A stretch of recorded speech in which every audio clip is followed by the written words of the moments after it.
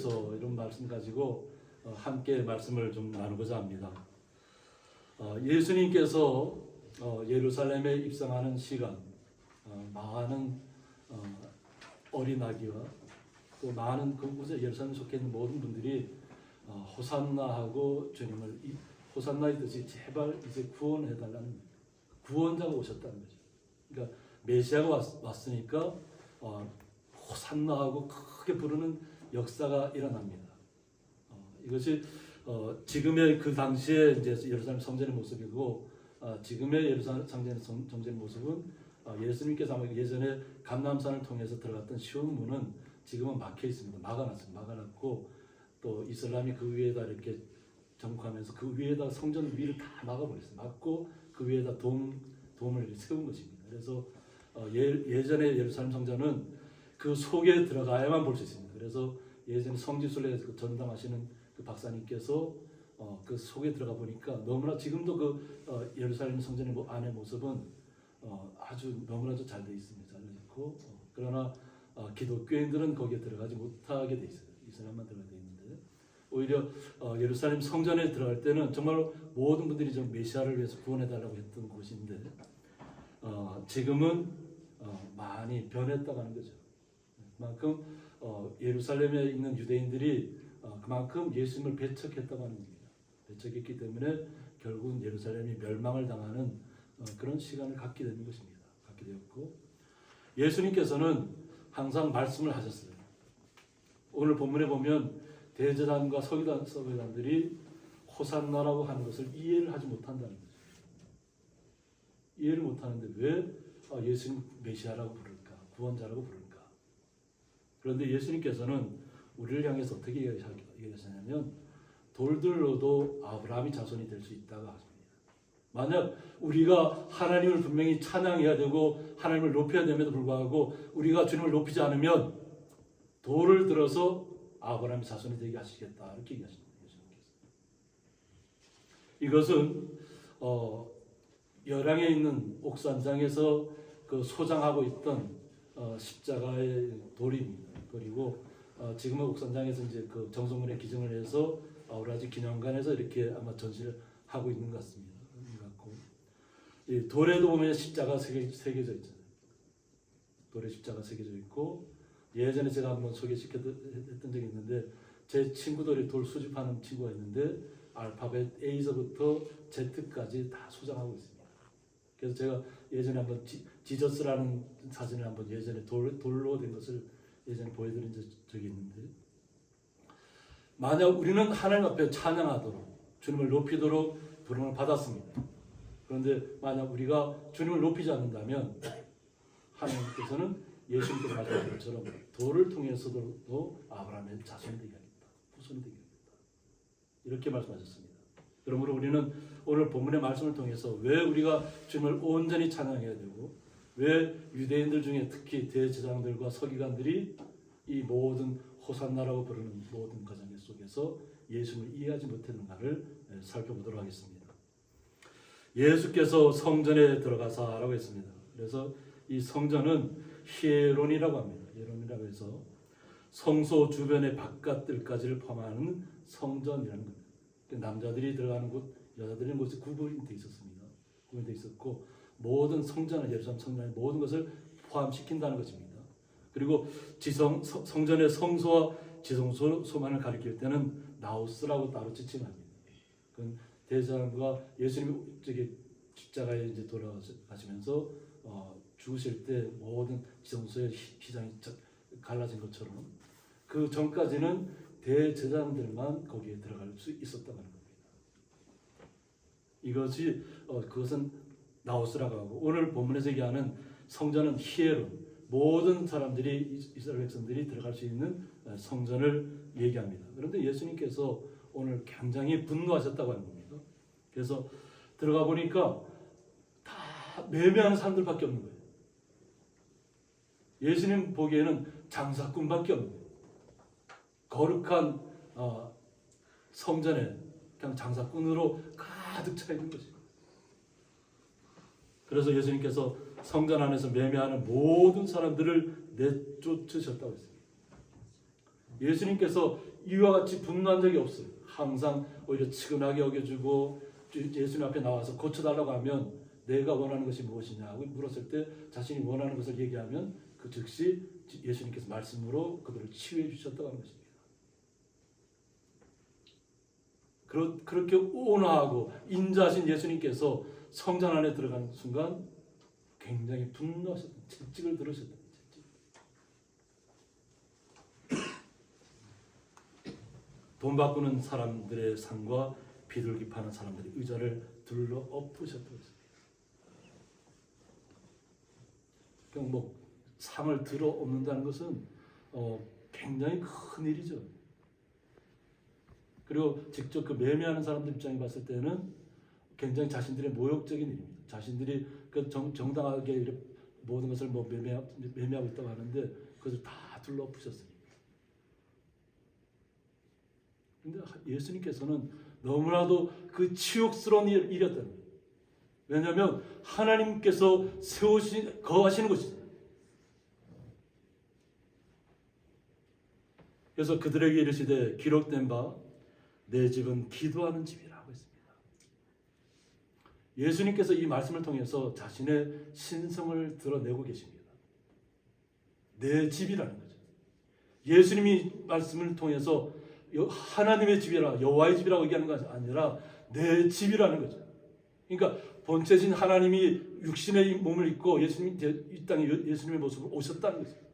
이것을 오늘 본문에서 나타내고 있다는 것입니다. 근데 내 집은 하나님 앞에 나와서 기도하는 집인데 우리가 예수님의 이름으로 기도하는 것처럼 기도하는 집인데 기도하는 집을 매매하는 곳으로 바꿔놨다는 거예요. 그냥 동물들의 소리가 막 울려 퍼지고 그곳에서 서로 주고받고 있고 이런 것이 예수님 보시기에는 너무나도 안타깝고 너무나도 예수님 자신에게도 어떤 모욕적인 일이었겠죠. 어떻게 하나님의 성전을 갖다가 매매하는 장소로 바꾸고 그것을 악적직걸하게 막 분비가 뭐 어디 정선 장터는 저리 가라였을 겁니다. 예루살렘 그 당시는 6월절에 모든 사람들이 다 모였기 때문이었어요. 온 각처에서 다른 이방에 나가 있던 사람들도 다 모였기 때문이었어요. 그런데 내 기도하는 예수님께서 말씀하신 내 집이 그냥 온갖 상들이 들썩거리는 그런 곳으로 바뀌어버렸다. 그러면서 오늘 예수님께서 너희는 강도의 소굴을 만드는 듯하고 있습니다. 강도의 소굴을 만들 거다. 여기에서 소굴은 어떤 뜻을 갖고 있냐면 스펠라이온을 해서 원래 짐승들이 사는 동물을 가리킨다고 했습니다. 짐승들이 사는 동물을 가리킨다. 저희들이 이스라엘을 가보면 뭐 양을 치는 이렇게 들판에 가보면 그러니까 들판만 있는 것이 아니고 들판 이렇게 가운데 보면 그냥 커다란 돌이 있어요. 근데 그 돌이 아주 안으로 들어가 보면 굉장히 넓게 돼 있습니다. 그곳이 동물들이 보면 밤에는 밤을 어떤 거기서 안식을 취하는 곳입니다. 그런데 이것이 어떻게 발달됐냐면 강도들은 어떻게 하냐면 남의 것을 빼앗아다가 자신들의 그런 소굴에다가 감춰뒀다고 합니다. 은밀하게 남들이 알지 못하는 곳에다가 자신들의 보물을 감춰뒀다는 거예요. 근데 그것이 온전하게 가져와서 감추는 것이 아니잖아요. 강도들은 남의 것을 빼앗아서 감추기 때문에 아무도 모르게 숨겨놔야 되는 곳이잖아요. 오늘 예수님께서 그렇게 표현하십니다. 정말 동물들이 안식하는 동물들만 들어가서 거할 수 있는 곳인데 그것을 좀 강도들이 와서 예루살렘 성전을 그렇게 만들어 버렸다. 그러니까 예수님께서 굉장히 분노하실 수밖에 없었다는 거죠. 그러니까 예수님께서 뭐 상들을 다 얻고 채찍을 들어서 막 그들을 치고 내쫓을 때에는 얼마나 마음속에서 안타까웠겠어요. 그 당시에는 여호와 하나님을 야훼라고 부릅니다. 야훼 하나님이신데 하나님을 온전히 알지 못하고 있다는 거죠. 근데 여기에서 또 어떤 일이 일어나냐면 이 성전의 성경 말씀을 이렇게 종합해 보면 여기서 바로 그날 바로 일어난 것이 아니라 주일날 입성하셨다가 이제 월요일 날 다시 예루살렘 성에 다시 들어간다고 하는 거죠. 그래서 월요일날 다시 이제 들어가서 보니까 거기에 너무나도 안타까운 분들이 너무 많이 있는 거예요. 성전 미문에 보면, 성전 들어가기 전에 보면 맹인들이 있고 전원자들이 있다는 거예요. 그 당시에 구약 시대에는 맹인들은 하나님의 전에 들어갈 수가 없었습니다. 그러니까 몸에 약간 불구라든가 몸에 지체 장애가 있다면 하나님의 전에 들어갈 수가 없었어요, 그 당시에. 그런데 예수님께서 성전에서 지금 맹인과 전원자들이 나와서 예수 앞에 고쳐달라고 간구하는 거예요. 자신이 앞을 보지 못한다는 거죠. 그리고 자신이 제대로 온전히 걷지 못하고 있다는 거죠. 그런 사람들이 나와서 예수님 앞에 나와서 자신들을 고쳐달라고 얘기합니다. 이것을 보면, 성경 말씀을 보면 예루살렘에 입성하기 전에도 맹인들을 고쳐줍니다. 그러니까 아마 이런 소문이 계속해서 번졌을 거라는 거죠. 예수님 분이 나타났는데 그분 앞에 나와서 내가 보지 못하는 눈을 보게 해달라면 보게 해주었다는 거예요, 예수님께서. 말씀으로. 그러니까 그 성전에서 예수님께서 들어오셨다는 얘기를 들었으니까 얼마나 기다렸겠어요, 그분들이. 근데 예수께 나오며 고쳐주셨다고 했습니다. 그러니까 예수님께서는 정말로 간절하게 나와서 간구하는 모든 사람들에게 그들의 뜻대로 들어주신다는 거예요. 그런데 이것은 성전 안에서는 허용된 일이 아니라는 것입니다. 그러니까 대제사장들이 볼 때는, 서기관들이 볼 때는 예루살렘 성전 안에서는 그런 일을 행해서는 안 되는 거예요. 우리가 지금 생각하면 이해가 안 되잖아요, 그죠? 아픔을 갖고 있고 눈을 뜨기를 원하고 내 몸에 지체가 장애가 있어서 그것을 고침을 받기를 원해서 고쳐주는 것이 당연한데 그 당시 예루살렘 성전 안에서는 그것이 허용되지 않았다는 것입니다. 그들은 스스로도 어떻게 고칠 수도 없었겠죠. 고칠 수 없으니까 고치지도 못했고, 그런데 예수님은 말씀으로 치유하시고 고쳐주고 있다는 거예요. 어떻게 눈 앞을 보지 못한 사람이 갑자기 말씀만으로 눈이 뜨게 된 역사가 나타나는 거죠. 우리의 몸이 지체 장애가 돼서 온전히 걷지 못하는데 어떻게 이렇게 세우냐는 거죠. 똑바로 걷게 하는 거죠.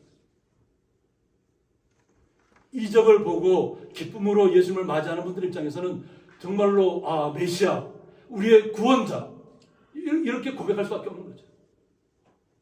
그런데 그것을 대제사장과 서기관들은 굉장히 거꾸롭게 보고 있다. 저것은 말씀에서는, 율법에서는 금하는 행동인데 어떻게 예루살렘 성전 안에서 저렇게 할까 하는 거죠. 아무리 이적을 베풀어도 예루살렘 성전 안에서 해서는 안 된다고 생각하는 거죠. 그러니까 율법에 갇힌 자들의 생각은 그냥 거기에서 벗어나지 못하는 거죠. 또 성전에서 소리질러 호산나 다윗의 자손이 하는 어린이들을 보고 노하였다고 했습니다. 호산나 하고 막 이렇게 주님을 부르는데 그 당시에 이렇게 히브리어로 따지면 호시아나라고, 히브리어는 호시아나인데 이거 헬라, 그 당시에 로마 정복된 시대를 살았기 때문에 호산나 하고 이렇게 주님을 부르는 것입니다. 제발 이제 구원해달라는 것입니다. 그런데 어린 아이들이 그런다. 어른들도 했지만 갑자기 성전 안에서 예수님께서 이적을 베풀고 있는데 어린 아이들이 나타나서 이제 제발 구원해달라는 거예요. 아이들에 의해서. 우리는 아이는 어떤가요? 순수하잖아요. 어린 아이와 같은 사람만이 천국에 들어갈 수 있다고 말씀하셨잖아요. 오직 주님만을 영접하고 주님 한 분만으로 만족하는 삶을 누릴 때에 주님의 나라가 우리에게 보장되어 있는 것입니다. 그 순수함의 열정으로 제발 이제 구원해달라고 간절하게 예수님을 부르짖는 것이 예수님의 그런데 오히려 대제사장과 서기관들은 그것을 보고 분노하고 노했다는 거예요. 아니 어떻게 예수님을 향해서 구원자라고 얘기할 수 있느냐는 거죠. 그것도 어린 아이들이. 이런 것을 통해서 볼 때 우리는 예수님께서 예루살렘 입성하기 전에 말씀하셨던 것처럼 돌들로도 너희들이 주님을 높이지 않으면 돌을 통해서 아브라함 후손이 되게 할 수 있다. 이건 뭐냐면 모든 만물을 주님께서 주관하신다는 얘기예요. 모든 만물을 어떻게? 주님께서 창조하셨다는 거예요. 예수님께서. 하나님과 함께. 그러니까 창조주가 육신의 몸을 입고 오니까 아무리 율법으로는 하나님의 말씀을 가지고 정말로 정통으로 자신들은 하나님을 섬긴다고 하면서 자신들만이 지성소에 나갈 수 있고 예수님 성전 안에 들어갈 수 있다고 자백하는 사람, 자부하는 사람들이잖아요. 그런데 그런 사람들의 마음속에는 분노가 들끓었다. 노했다. 예수님을 인정하지 못하는 모습들이 나타났다고 하는 것입니다. 그러면서 예수님에게 말합니다. 그들이 하는 말을 듣느냐? 예수님한테 묻습니다. 대장과 서기관들이 예수님한테 지금 아이들이 막 구원자라고 얘기하는데 지금 제발 구원해달라고 얘기하는데 저 소리를 지금 듣고 있으면서도 왜 가만히 있느냐 이런 얘기예요. 구원자가 아니면 나는 구원자가 아니라고 얘기를 해야 되잖아요. 자신들이 원하는 것은 나는 구원자가 아니니까 나를 향해서 그런 소리를 하지 말아라 이렇게 해주길 원하는데 예수님께서는 어떻게? 예수께서 이르시되 그렇다. 바로 자신이 구원자라는 거예요. 자신이 메시아라는 거예요. 대제사장과 서기관들 앞에 내가 바로 아이들이 그렇게 지금 나를 향해서 소리 질러서 지금 제발 구원해달라고 하는 그 소리가 바로 나를 향한 소리라는 것을 예수님께서 그렇다 하고 얘기합니다. 어린 아기와 젖먹이들에 대해서 입에서 나오는 찬미를 온전하게 하셨나이다 함을 너희가 읽어본 일이 없느냐 하고 묻습니다. 너희들은 율법학자고 하나님의 말씀을 다 하고 통달한다고 하는 대장과 서기관들인데 이 말씀을 읽어본 적이 없느냐 하고 묻습니다. 이것은 시편 8편 2절에 보면 주의 대적으로 말미암아 어린 아이들과 젖먹이들의 입으로 권능을 세우시며 대장과 서기관들이 이 어떻게 율법은 알았으되 마음은 꽉 막혀 있는 거죠. 예수님을 진정으로 영접하지 못하는 거죠. 그러니까 율법의 행만 따지고 있는 거죠. 그런데 예수님께서는 하나님의 말씀이 이미 선포되었다는 거죠. 다시 시편을 통해서 어린 아이들과 젖먹이들의 입으로 권능을 세우신다. 정말로 순수하고 열정 가운데 걸어가는 아이들의 마음이 그 순수한 마음이. 또 원수들과 보복자들을 잠잠하게 하려 하심이라고 했습니다. 그러니까 어린 아이들과 젖먹이들의 입을 통해서 요 하나님을 예수님을 찬양함으로 이제 구원해달라고 하는 그 찬양을 통해서 원수들과 보복자들을 잠잠하게 하십니다. 그들을 침묵하게 합니다. 그들은 알아도 아는 것이 아니라 알아도 한참 잘못 알았다. 예수님을 하나님을 하나님에서 온전히 알고 있지 않다는 거예요. 율법의 조문만 따지는 그들은 하나님의 나라에 합당하지 않다는 거예요. 우리는 주님의 마음을 이해하셔야 될 줄 믿습니다. 우리가 어린 아이의 마음이 어떤가를 살펴보면 저희 말씀을 읽으면서 저의 어린 시절을 돌아봤습니다. 우리 어린 시절은 다 그냥 흙담이고 비포장이고 그죠? 그런데 옛날에는 이렇게 물들이 이렇게 하천 물이 온전히 잘 하수 배수 시설이 안 있다 보니까 이렇게 오염되고 좀 모기라든가 이런 것들이 많았어요. 그러면 방역차가 다니잖아요. 방역차가 계속 마을 곳곳을 다 다니면 아이들이 그 방역차 뒤를 갖다가 연기가 경유를 통해서 막 내뿜는 거잖아요, 그죠? 근데 그것을 막 뒤따라가면서 아이들이 막 얼마나 따라다니는지 몰라요. 경험해 보신 분들 계시죠? 얼마나 순수하면 그냥 이렇게 좀 모기나 이런 것들을 퇴치하기 위해서 방역하는데 그것을 갖다가 막 좋다고 막 뒤따라다니면서 서로 누가 막 계속 따라가냐 따지고 있고 그것을 아주 막 기뻐하고 그러잖아요. 그러니까 얼마나 순수하냐는 거죠, 아이들은. 이제 그와 같은 것을 예수님께서는 보시는 거죠. 우리도 주님의 나라를 소망할 때는 뭐 이것도 따지고 저것도 따지고 나한테 이 조건에 맞아야 되고 저 조건에 맞아야 되고 나에게 딱 합당해야만 내가 믿는 것이 아니라 순수하게 오직 메시아는 예수님밖에 없다는 것을 고백하셔야 될 줄 믿습니다. 우리를 구원하시기 위해서 이 땅에 직접 오셨잖아요. 그리고 우리의 연약함들을 직접 다 채우려 하셨다고 했어요. 그러니까 예수님께서 이 땅에서 와서 우리의 아픔과 고통들을 다 느끼셨다는 거예요. 그러고 나서 하나님께서 우리를 인간을 땅에 창조하셨지만 인간의 모습은 너무나도 연약하고 나약할 수밖에 없다. 그러니까 예수님께서 그것을 몸소 보여주셔야만 했던 것이에요. 세상을 창조하신 분이 눈을 못 뜨게 하겠어요? 저는 자들을 바로 세우지 못하겠어요? 말씀만으로 치유하셨다. 우리가 성경에는 곳곳에는 계속 세상적인 의사가 고치는 못하는 질병을 말씀으로 한마디 하면 그 말씀이 그냥 말씀 속에 나가는 거예요. 그리고 치유받고 나가는 거예요. 이것이 우리들의 삶 속에서 날마다 우리의 마음이 치유받아야 될 줄 믿습니다. 내 마음에 예수님을 온전하게 받아들이지 못하는 마음이 있다면 그냥 순수한 마음으로 돌아가셔서 그대로 믿으시고 여호와 하나님을 예수님을 찬양하시기 바랍니다. 이것이 우리가 주님을 찬양하고 주님 앞에 영광 돌리는 모습입니다. 우리가 예수님을 메시아라고 인정할 때 예수님께서 우리를 구원하신다는 거예요. 다른 것 없습니다. 우리가 믿음으로 그런데 나은 것이죠.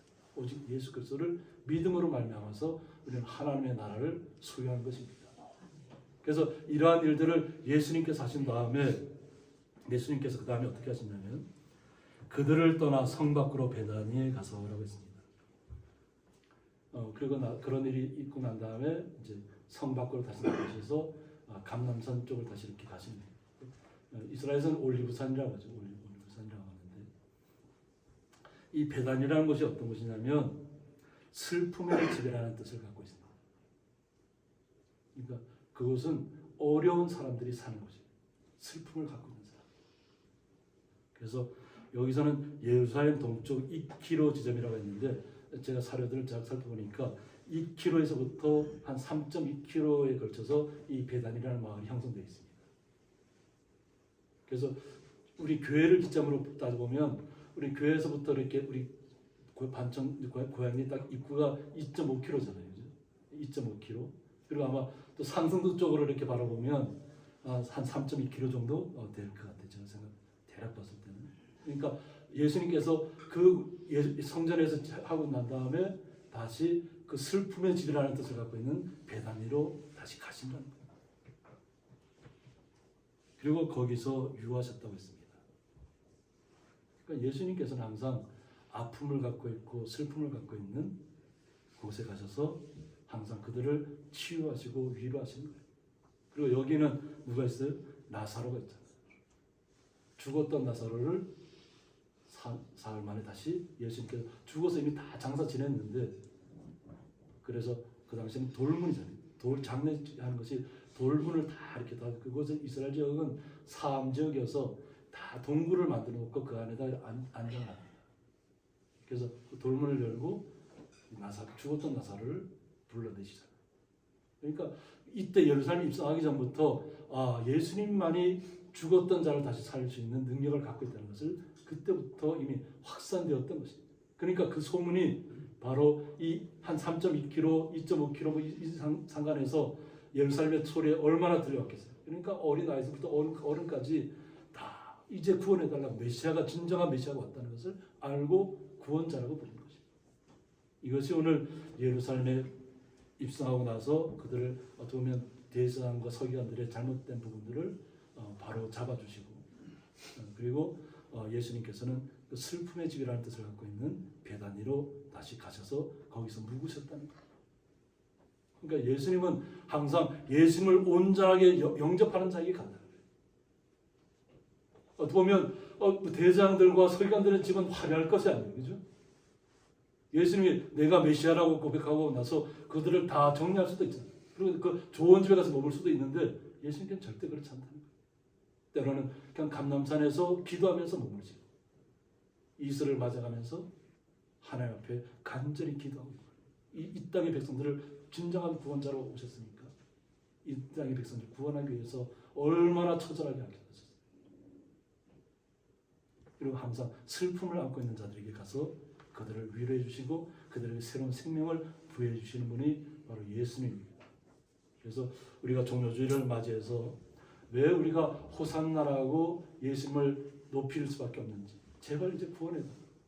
그런데 이제 지금의 아까 그 본문에도 말씀에도 언급되어 있지만 지금은 호산나라는 뜻이 그냥 막 감탄사 뭐 이런 것으로 바뀌어버렸어요. 제발 이제 구원해달라는 그런 이야기가 아니고 그냥 뭐 아무 때나 호산나고 자기 뭐 그 감탄이 나면 호산나는 것처럼 변질이 되어버린 거예요. 근데 우리는 진정한 호산나의 뜻을 의미를 바로 새기셔서 정말로 구원자 되신 예수님께서 우리에게 오셔서 우리의 삶에서 우리를 구원해달라는 그 간절한 마음으로 날마다 나가야 될 줄 믿습니다. 그래서 예수님께서 이렇게 하신 정말로 말씀으로 가득 차 있고 말씀만 충만하다고 하는 대제사장과 서기관들을 오히려 책망하시고 그들이 깨닫지 못하는 부분들을 바로 잡아주셨잖아요.